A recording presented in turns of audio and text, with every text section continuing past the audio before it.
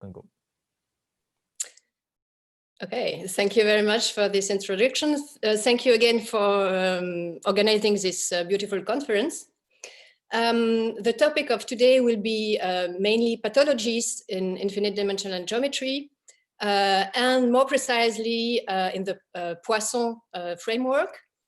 Let me mention that this is part of a project, international project with my collaborator Thomas Kolinski, who joined us today, so he's here with us. So I will explain what this project is and what are the main motivations. So let me show you the plan for today. Last lecture for this from this mini course. I will introduce many geometric structures that most of you know, but I will need them in the lecture. So I want to introduce them for the students also. Then I will list traps that are coming from the infinite dimensional context. I will give just a list of traps, and then I will take one special trap that we discovered with my collaborators Daniel Beltitsa and Thomas Golinski. I will do it very slowly and precisely because everyone can understand this. It's really easy to understand, so I want really to take time on this. And in the last part of the talk, I will talk about Poisson-Lie groups and their version in the Banach context. Okay, so let me go through the geometric structures we can add on an infinite dimensional manifold.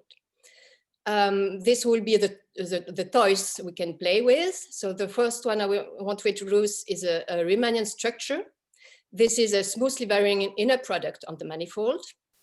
And there are two types of Riemannian structure. There are strong Riemannian structure and weak Riemannian structure. In the strong case, we have an isomorphism between the tangent space and the cotangent space of the manifold. In the weak case, we have just an injection of the tangent space to the cotangent space of the manifold given by this scalar product. Let me say also that in all this lecture, I will be in the Banach context. I will not talk about Fréchet at all. But even in the Banach context, there are pathologies arising. If you know what it is, for those who knows what a Levi-Civita connection is, it's a canonical connection on a Riemannian manifold. This connection may not exist for weak Riemannian metric. Let me now introduce what a symplectic form is. This is a smooth varying skew-symmetric bilinear form, which is also closed. There are two types, strong symplectic forms and weak symplectic forms. Again, a strong one gives an isomorphism between the tangent space and its dual. A weak one gives just an injection of the tangent space into the dual space. We have seen this week that there is a Darboux theorem for symplectic forms, which give you a canonical expression of the symplectic form in chart. This may not hold for weak symplectic forms. Okay. On the top, you see that I have written that Riemannian is included into symplectic. So what do I mean with this? Is through Hamiltonian mechanics. We have seen this also this week, but I will just recall that when you have a strong Riemannian manifold, then you can define what the kinetic energy is, and this gives you an Hamiltonian on the cotangent space of this manifold, which is a strong symplectic manifold. And if you look at the flow of this Hamiltonian vector fields, then you get the geodesics of the Riemannian metric. Now I want to introduce Poisson geometry. So a Poisson bracket is a family of bilinear maps which are skew-symmetric, satisfy Jacobi identity and Leibniz rule. In this slide, there can be defined on open sets of the manifold. They may not be defined everywhere, but that's a definition here. Example, a strong symplectic form defines a Poisson bracket using the Hamiltonian vector field associated to functions. Okay, let me say also, we will see that there are Poisson brackets that are not given by a vector field. That will be the pathology we will introduce in a minute. Let me just say also that here, with this definition of Poisson bracket, the weak symplectic manifold are not in this, cannot be, how to say, are not in this Poisson framework. They are outside of this Poisson framework. So that's a bit worrying. So we will, afterward, we will define another kind of Poisson bracket, which include also weak symplectic manifolds. Okay. Also, we can define a complex structure. This is a smooth varying endomorphism of the tangent space whose square is -1. So this is on the tangent spaces, and there are two types of complex structures. There are integrable complex structures which are coming up, in fact, from a non-homomorphic atlas. So in this infinite dimensional world, we can make sense of holomorphic functions. It's just mainly in the Banach setting, I would say. This is mainly a Fréchet derivative in the complex sense.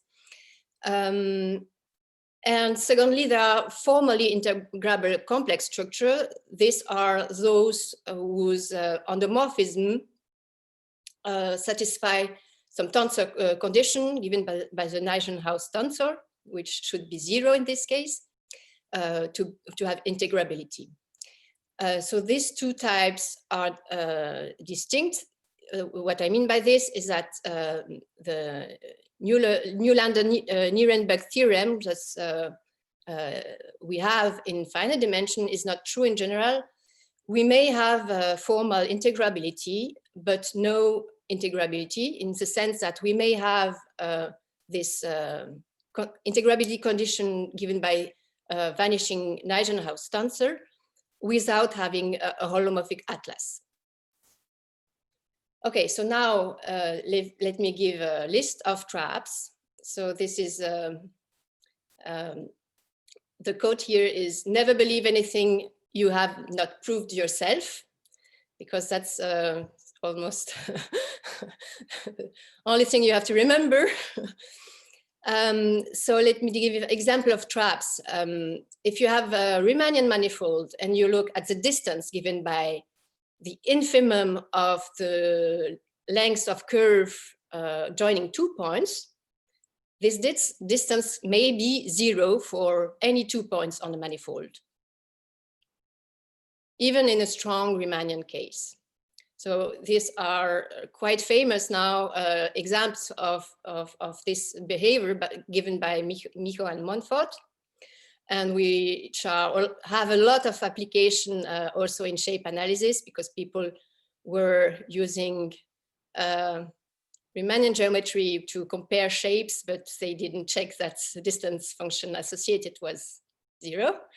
So now there are a lot of mathematicians working to have proper Riemannian metric on shape manifolds. Second point, I already said it, the Levi-Civita connection may not exist for weak Riemannian metric, because for defining this connection, at some point we have to go back from the cotangent space to the tangent space, and this may not be possible all the time when we have a weak Riemannian metric. So it is possible that the Levi-Civita connection exists, but it's not automatic. You have to check it. Third point, Hopf-Reno theorem does not hold in general. Geodesic completeness is not the same as metric completeness. We will have a talk today on Hopf-Reno theorem, so I will not say more. Then Darboux theorem, I told already, does not apply for weak symplectic form, so we don't have a canonical form of locally for weak symplectic forms. A formally integrable complex structure does not imply the existence of a holomorphic atlas on a complex manifold. Then tangent space, by this I mean kinetic tangent space, differs from the space of derivation, even on a Hilbert space, and this will be my next example. And using this, we have shown with my collaborator Beltitsa and Golinsky that a Poisson bracket may not be given by a vector field. I will show this in a moment. Also, a point which is tricky, and it has yeah, many applications. A Lie algebra may not be a Banach Lie algebra may not come from a Lie group, so it may not be enlarged to a Lie group. And here I refer to some example from Milnor and Neb. So, Okay. Barbara, there is a question in the chat about Yes. some of you that you told before about Levi-Civita connection. Is Yes. asking if there is a concrete example when a Levi-Civita connection doesn't exist. A concrete example is a good question. I will think about it and I will answer in the discussion tonight. Yes? Okay. Thank you. Are there other questions? No, that's it. Okay, thanks. Okay, thank you. So let me go on. That's a picture for queer Poisson bracket. So what is a queer Poisson bracket? It's a Poisson bracket which is not given by a Poisson tensor. So that's what I want to show you now. So let me set some notation. We start with a separable Hilbert space.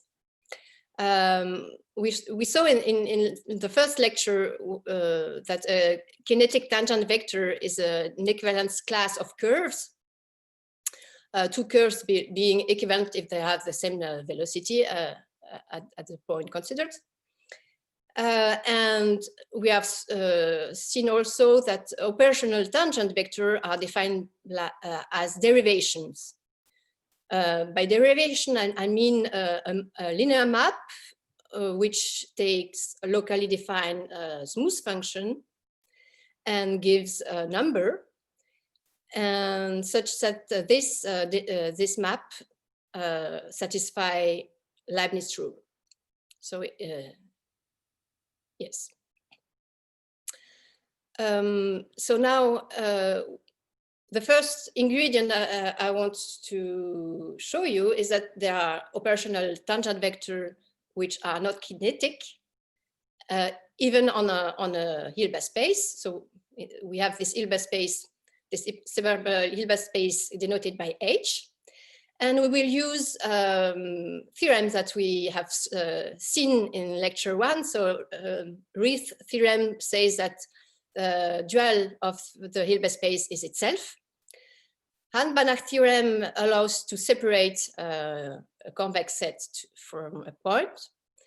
And I will need also that the set of compact operators on this Hilbert space is strictly included in the set of bounded operators. Here, the infinite dimensional condition enters, because for finite dimensional Hilbert space, this is not true. But if the Hilbert space is infinite dimensional, we can separate the set of compact sets. And for instance, the point given by the identity, the operator identity. I will take a separating functional. I will call it L. And this separating functional will play a role for defining what we call queer tangent vectors. Well, the name is coming from Kriegel and Micho. That's their choice of the name. Queer tangent vector are operational tangent vector which are not kinetic. So here is an example given by Kriegel and Micho. We define a queer tangent vector dx by this separating functional L applied to the second derivative of the function. We take the second derivative of the function at a point x, and we apply this separating functional. So why does this make sense? This makes sense because the second derivative is a bilinear map on a Hilbert space. So we have a bracket, a scalar product on this Hilbert space.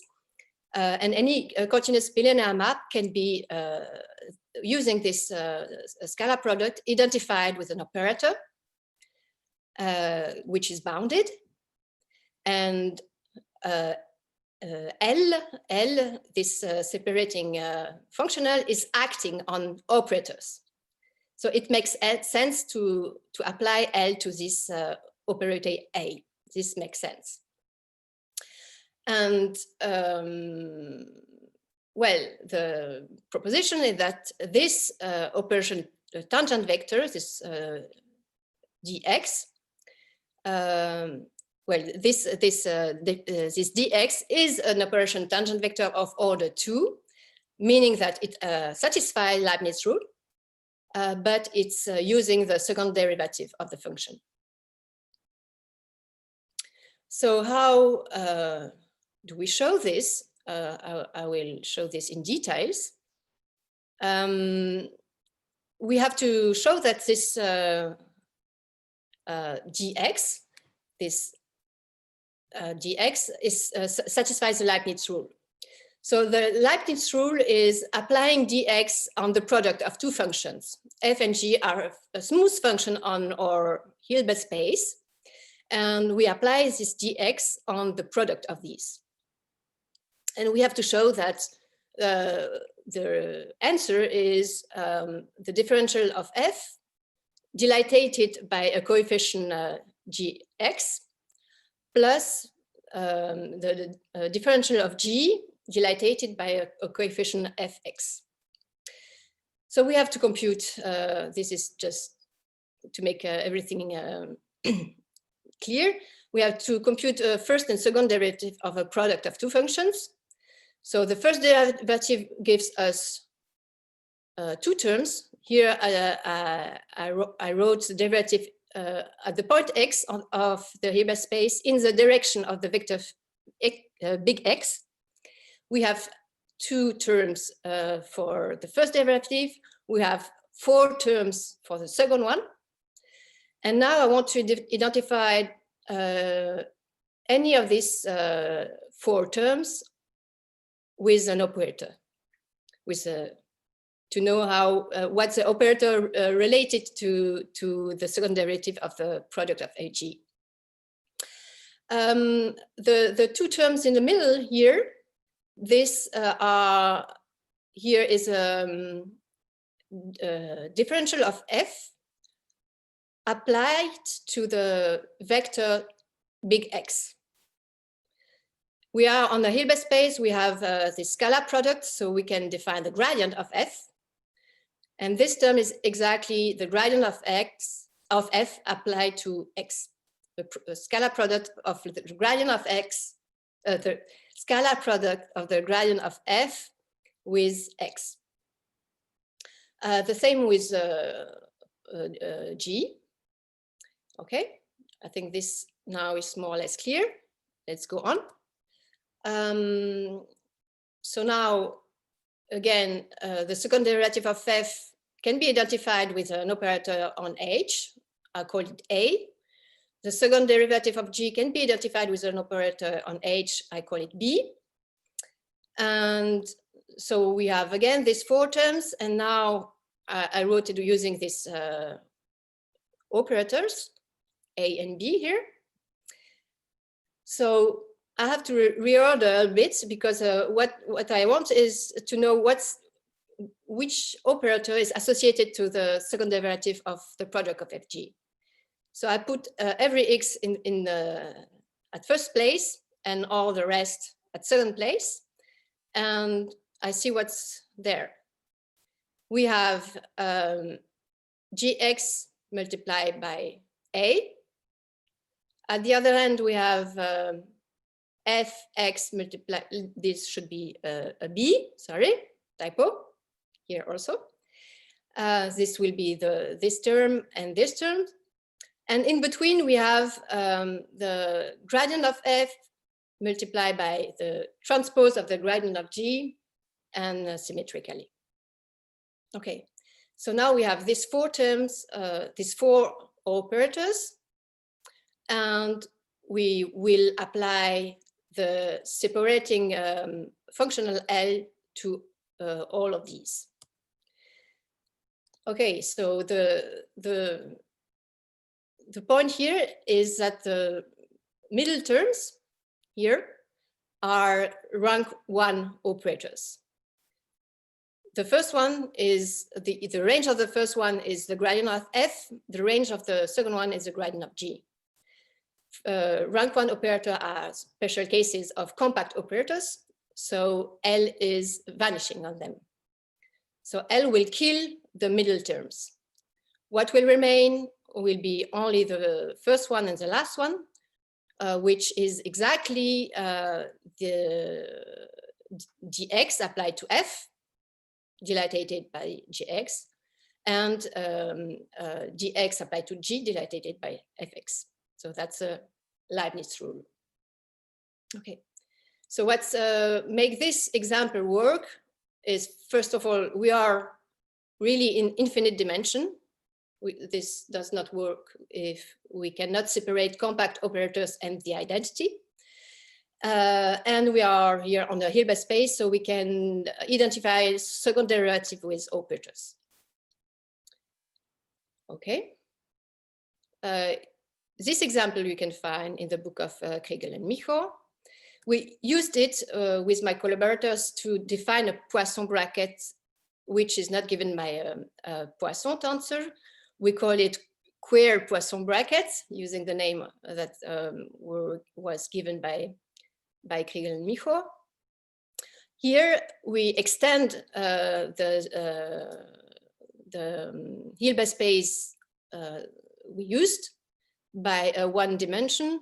So we make the product H times R, the scalar. And we will denote points in this space as couples x and lambda. Lambda is a real number, x is an element of the Hilbert space.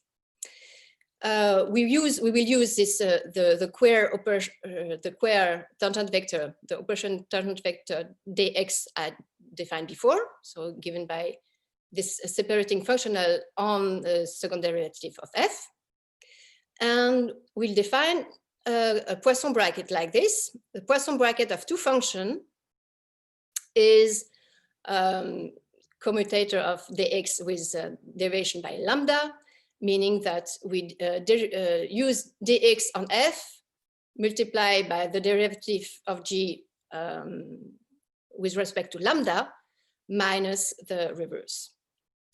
And this cannot be represented by a bivector field. By a bivector field, I mean a map, a pi, from the cotangent space of M times the cotangent space of M with value in R. Why? Because the Hamiltonian vector field associated to the function H, which at any point, at any couple x lambda gives you minus lambda, is in this case exactly the square tangent vector we had before. And this is not an element of the tangent space. Okay, on the kinetic tangent space. The reference for this is a paper with my collaborator Dalia Peltitsa and Thomas Golinski. Are there questions? No questions? I don't see. Barbara, maybe a quick question. Yes. So these queer vectors, like, is there like some sort of like general recipe that tells you I can produce all of them by a method of this type or something like this? Or there's like even further weird things you could do to construct them? What's the question exactly? How to construct? Like yeah, I guess like the question is like, can you characterize like these queer vectors somehow? Like, I mean, like there's this construction, right, that comes out of order 2 things. But yeah, what is there like a general recipe for them? Yes, you can define the order of the derivation. So, and then it's acting on jets, in fact. So and all of them are like finite. Yes, so they are order, conditioned like exactly. So they are conditioned given by the Leibniz rule. On things applied to jets. Okay. They are algebraic conditions. Cool. Yes. And you can find them in the book of Kriegel and Michor. They're really trying to understand and give examples. So they gave example in degree 2 and 3. Then it's an open question to have examples. But yes. No, thank you. That answers. Okay, so let me move on. Now I come to the, and I'm coming to the last part of the lecture, which is about Banach-Poisson-Lie groups. So a Poisson-Lie group is a Lie group with a compatible Poisson structure. So we will see what this is. So let me give already a picture of what's going on with Poisson-Lie group in the finite dimensional case.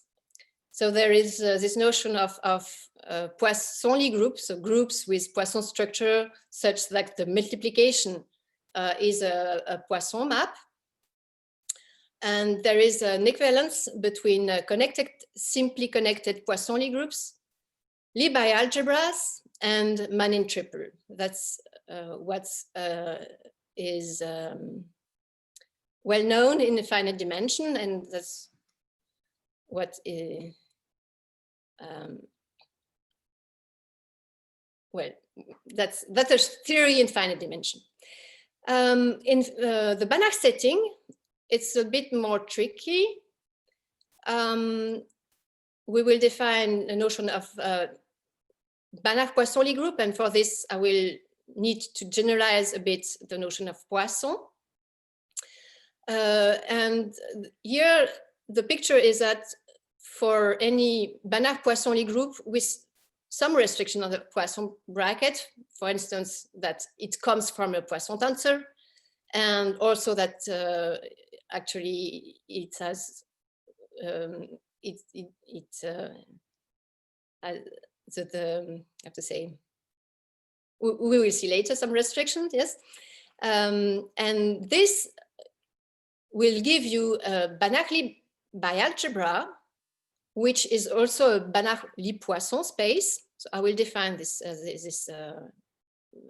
term.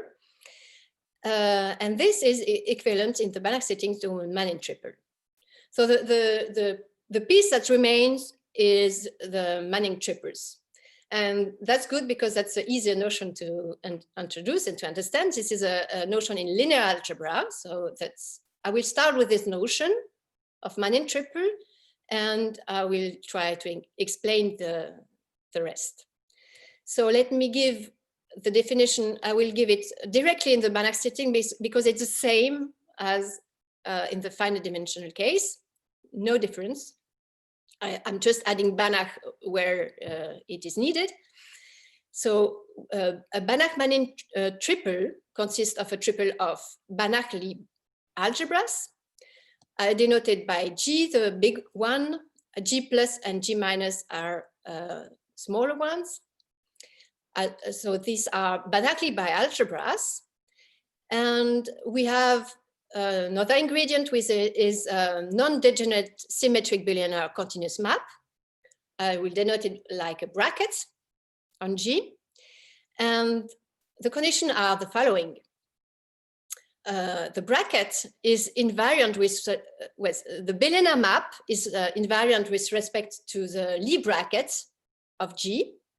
I recall big G is itself a Lie algebra, so it has a bracket. And we have this pairing, which has to be invariant with respect to the bracket of the Lie algebra G. This means that we have this kind of identity when we put the bracket in, between the two first entries, and we add the term when we put the bracket on the other side here. This gives you 0. Second condition, the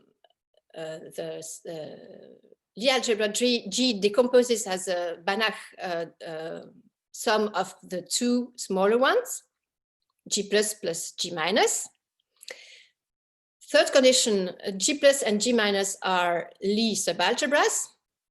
That was already mentioned, but I recall it. And last condition, both G plus and G minus are isotropic subspaces with respect to this bilinear map. So we have two isotropic subspaces whose direct sum gives you the whole space. Okay. Let me give an example of Banach-Manin triple in the finite dimensional case first. We'll take UN, the Lie algebra of the unitary group in n dimension. This Lie algebra is the space of skew-symmetric matrices. Then we'll take Bn. Bn is the Lie algebra of a Borel group, denoted by Bnc. What is this? Bn is a space of upper triangular matrices with real coefficient on the diagonal. And the group associated to this is the group of invertible matrices which are upper triangular and with strictly positive element on diagonal. Then the space of all matrices can be decomposed in the sum of these two blocks, UN plus Bn. And there is a non-degenerate symmetric bilinear continuous map given by the imaginary part of the trace of the product of two operators, or two matrices, which plays the role of the pairing before. Okay, so the space of all matrices with this imaginary part of the trace is a Manin triple. It is quite easy to see. First of all, this decomposition is easy to see because when we take an arbitrary complex matrix, we split it. We can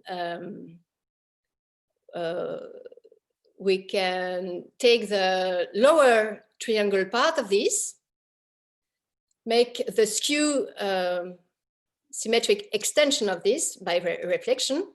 So I take the lower triangle part and I make a skew symmetric operator out of it. This will be the unitary part, the UN part. And then I have to add some upper triangular matrices to recover the matrix I started with.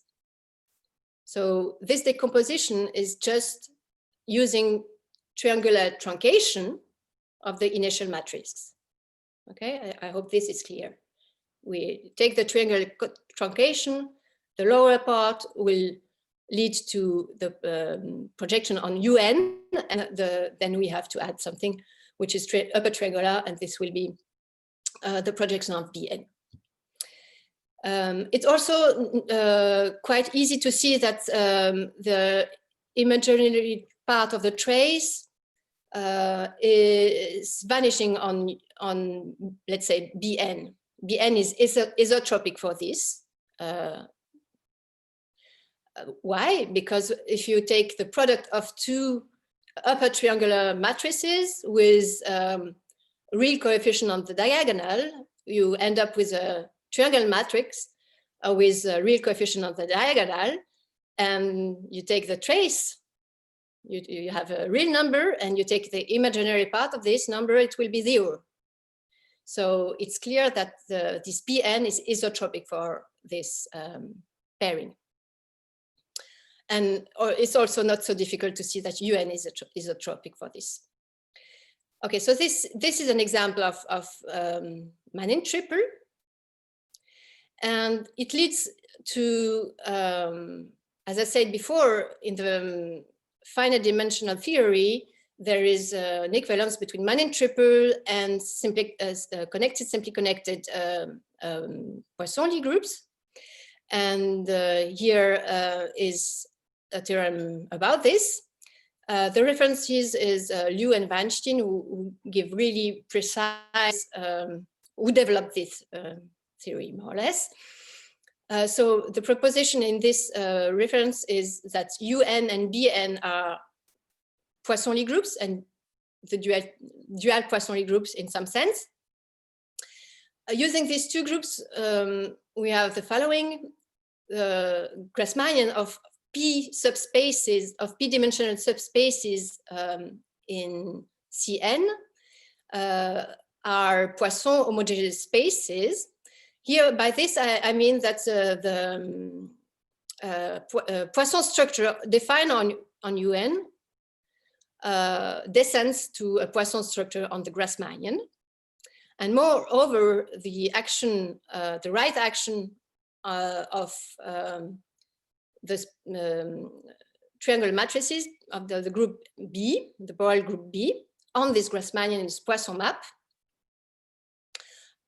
You know that on a Grassmannian, any operator is acting because, well, any matrix is acting because we change just the space by a linear map.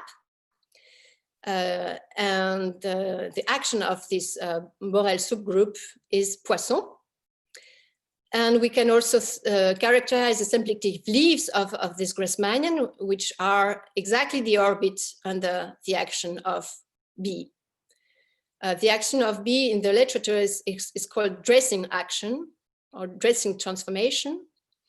And yes, so the symplectic leaf of this Grassmannian are the orbit of this dressing action. Okay, so this is these examples come exactly from the Manin triple decomposition I showed before. This is exactly this. Okay, so now I will show a counter example of a Manin triple in the infinite dimensional setting. So I will introduce some notation again. Now I'm in I'm using an infinite dimensional separable complex Hilbert space H. And on this Hilbert space, there are continuous linear operator acting. And I will decompose it into blocks.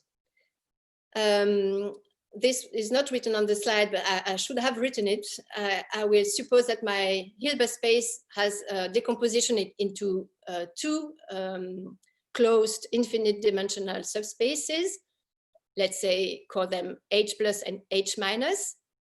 Both are infinite dimensional. And so the decomposition of the operator here is with respect to this H plus plus H minus. So for instance, the operator here, A, is going from H plus with value in H plus. The operator C is going from H plus to H minus, and so on. Okay, so now we are using, I see the typos now, so it's horrible. There should be a U here. So I wanted to define unitary operators with some restrictions.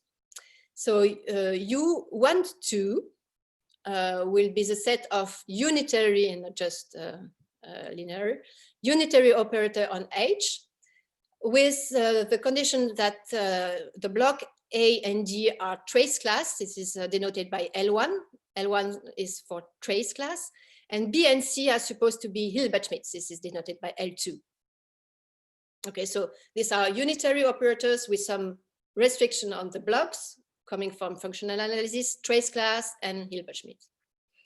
The Lie algebra of this unitary group is given by the space of skew symmetric matrices with diagonal block trace class and non-diagonal block Hilbert-Schmitz.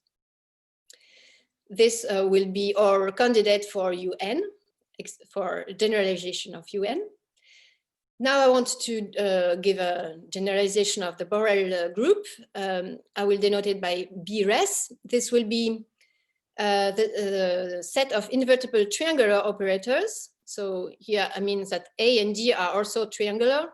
So they have zeros under the diagonal. And the block B is supposed to be Hilbert-Schmitz. And also we are asking, as before, that on the diagonal, we have strictly positive coefficients.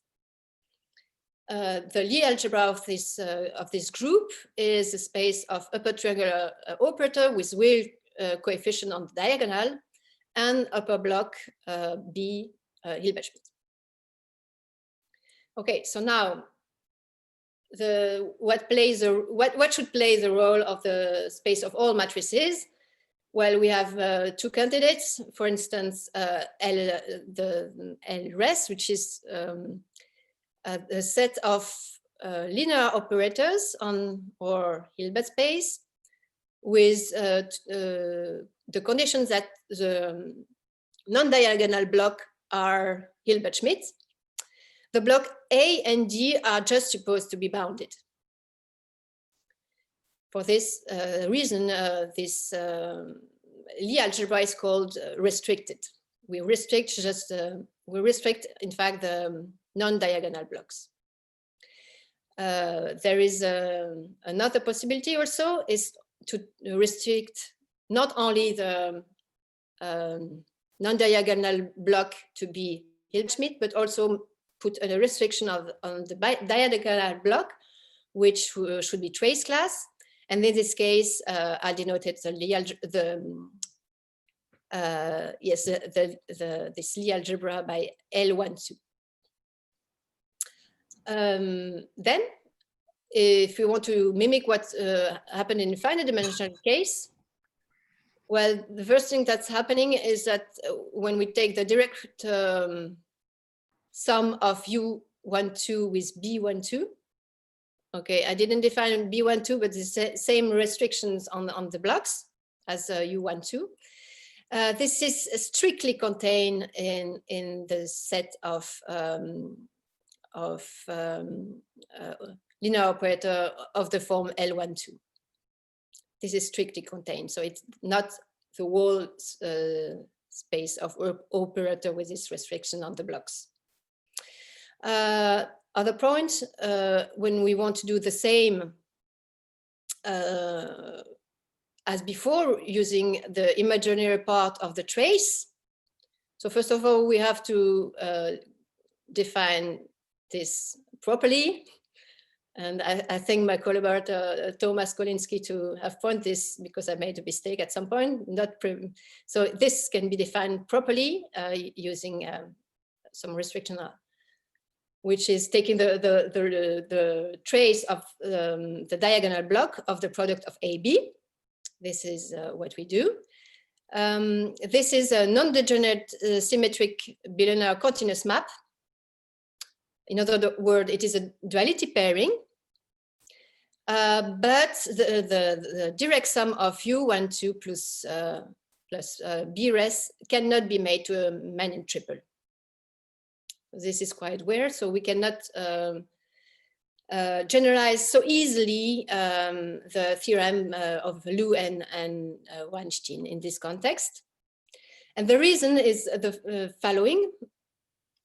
We don't have triangular truncation. By this, I mean that if you take this example of matrix, it's defined a bounded operators, bounded operator on a Hilbert space. But if you want to take the upper part of it, it's not bounded anymore. So this is an example of a bounded operator whose triangular truncation is unbounded. Moreover, if we want to, also to use a triangular truncation on the set of trace class operators, this again is a non-bounded, not an unbounded operation. So there exist trace class operators whose triangular truncation is not trace class. However, it's an open question to give an example. This is not, we don't have a concrete example as we have this matrix, this bounded matrix as example of the fact that the triangular truncation is unbounded on the space of bounded operators. So, so this is a question, open question also. Okay, so the consequence of this is that we cannot use triangular truncation when we are dealing with trace class operators or bounded operators. So that's why the splitting, as I show you in the finite dimensional case, does not work. Because when we want to take the lower triangular part of an operator, it may be unbounded. So we cannot go further. Okay, so here the theorem, and I should explain. So it was not so easy to come to this. Well, it took me a long time, and the reason are from different nature. The first one is that so I needed a Poisson structure on the group BRES, which is a group of a triangular operator with a block which is Hilbert-Schmidt. Why I was interested by this group in particular, because it is related to the KdV hierarchy. So there is a motivation coming from another field, which is integrable system like KdV, Kp hierarchies, and so on. And this group BRES is linked to this. More precisely, if you have a Hilbert space, you have an operator which is called the shift, which is just shifting the element of the basis. And if you look at the group generated by the shift, it is a subgroup of this BRES, and it generates the KdV hierarchy in some sense. So, by some sense, I mean using the theory developed by Presley, Siegel, Wilson, and so on, and Sato, and so on. So what I wanted to recover is that this BRES has a Poisson structure, and it acts on the Grassmannian and gives the KdV equation. So I had no choice on the group on which I wanted Poisson, the Banach-Poisson-Lie theory to work. I have this precise example in mind. And let me also say that there are other theory of Poisson manifold and Poisson, Banach-Poisson-Lie, well, Poisson-Lie group in an infinite dimensional setting, and it's fine. For my case, the restriction I had were coming from this precise example I wanted to work with. Okay, so here's the reference of this paper. So now I want to explain. So mainly this theorem is a exact generalization of Liu-Weinstein theorem, but with some generalization of Poisson structure. So I will now come to this.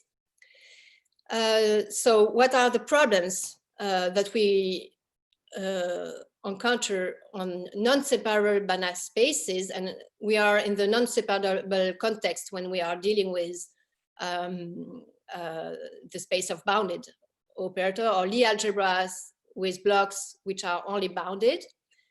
This will be non-separable. So in this context, we don't have any bump function. The norm on a non-separable Banach space is not even a C1 away from the origin. So we don't have bump functions. So this means that we cannot extend what's happening locally. We cannot extend it smoothly to the whole manifold. So we have already a problem, for instance, with smooth function on manifold model on non-separable Banach spaces. We have problems when we want to when we have locally defined smooth function, we have problems to extend it to the whole manifold. So in Poisson geometry, its main object is usually the space of smooth function on the whole manifold. But here already we know we should restrict ourselves to locally defined smooth functions, because we may not be able to extend them smoothly. As we saw before, Leibniz rule is not does not imply the existence of a Poisson tensor. So here my choice was to say I don't want to deal with queer Poisson brackets. I want a Poisson tensor to exist. So I put this in the definition of a Poisson manifold. But it's a restriction. Also, there is I should say, an open problem with this queer Poisson bracket I showed you before. We don't even know if this has mechanical or meaning in terms of Hamiltonian mechanics. So it's weird what's happening. We have not investigated it so much, but perhaps it doesn't make sense at all. I don't know. So there are still open questions related to this queer Poisson brackets. But for now, I'm not interested in this. I want a Poisson bracket to exist. And the third condition also is that the third problem is that Hamiltonian vector field may not exist, because we have a usually weak Poisson. So here, the definition of a Poisson tensor, we have a Banach manifold, and first of all, I should say, this definition is purely local, and it's the definition using subbundles. So now we have a Banach manifold. We have the cotangent space of this Banach manifold. This is a Banach manifold. And we have a subbundle inside of the cotangent bundle, which is in duality with a tangent space of M. By this, I mean that the pairing, when we act by the covector which are inside F, on the tangent space, this pairing is non-degenerate. Then a smooth section of the space of skew symmetric bilinear maps on this subbundle F is called a Poisson tensor with respect to F, if the two following conditions are satisfied. So the first one is to make in order that the second one makes sense. The second one, I will start with this, is Jacobi identity. This is exactly Jacobi identity written explicitly in terms of smooth local section of F. So for this to make sense, here in this Jacobi identity, we apply the Poisson tensor on an element on an element alpha of F, and another one, which is the differential of some function. And we need this function to be also in the subbundle F in order to be able to take this Poisson bracket. By this, I mean, first of all, that the Poisson tensor is defined only on a subbundle of the cotangent space. And it's a satisfied Jacobi identity on this subbundle.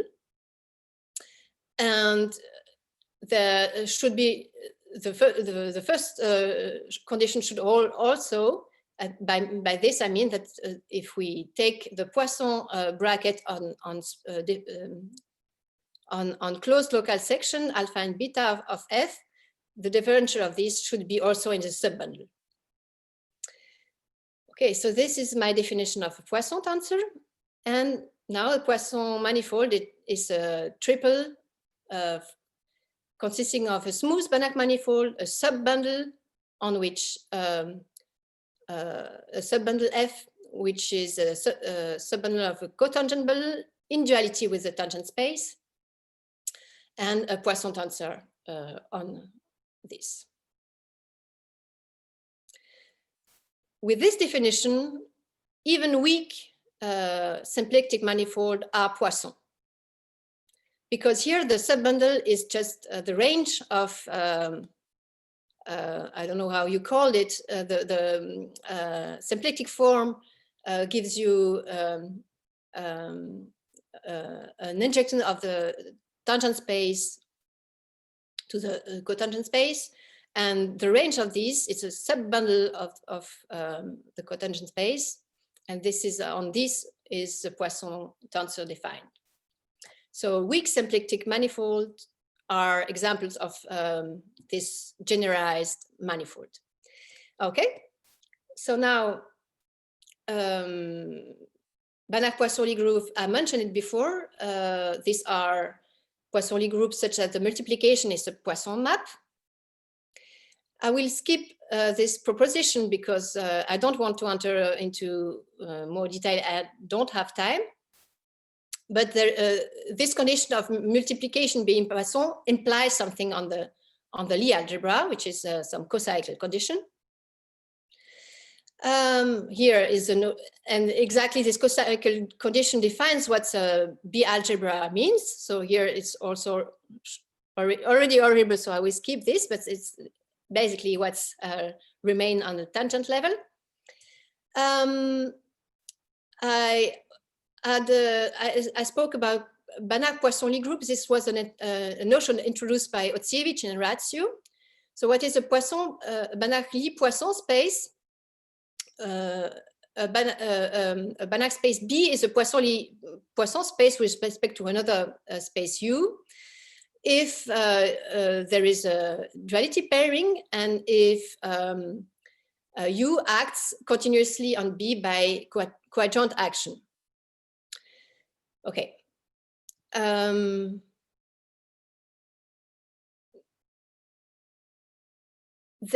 the final dimensional case, I said there is an equivalence between Manin triple and Lie bialgebras.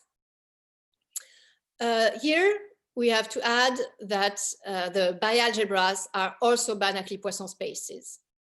And the theorem I wrote here is just the fact that B being Banach-Lie Poisson and Banach-Lie bialgebra implies that we have a Manin triple. So there is an equivalence between these two notions.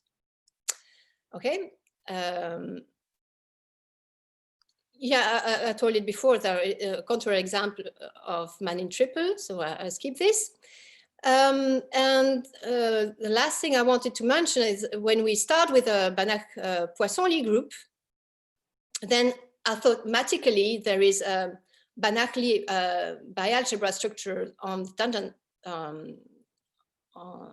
tangent space, as it is the case in the finite dimension.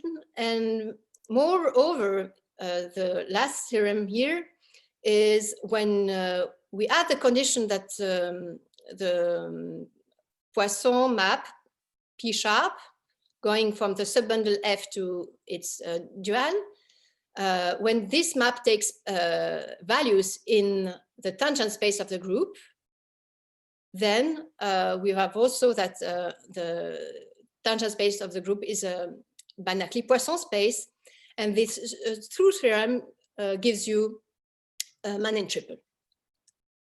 So here, what I wanted to finish with, in the Banach setting, in the infinite dimensional Banach setting, we have that the Banach Poisson-Lie group plus the condition that the Poisson tensor takes value in the tangent space of G implies that we have a Banach-Lie bialgebra plus a Banach-Lie Poisson space, which is equivalent to a Manin triple. There are still open questions in this. For instance, integrability here. We don't know. The first problem is that some Lie algebra cannot be extended to Lie groups. And that's it. Thank you for your attention, and come and visit me in Vienna. So we have this international ground with Thomas Golinsky about Banach Poisson-Lie group, integrable systems, and extension to the Fréchet context. So if you are motivated, please write me an email and I will be glad to invite you to Vienna. Thank you very much.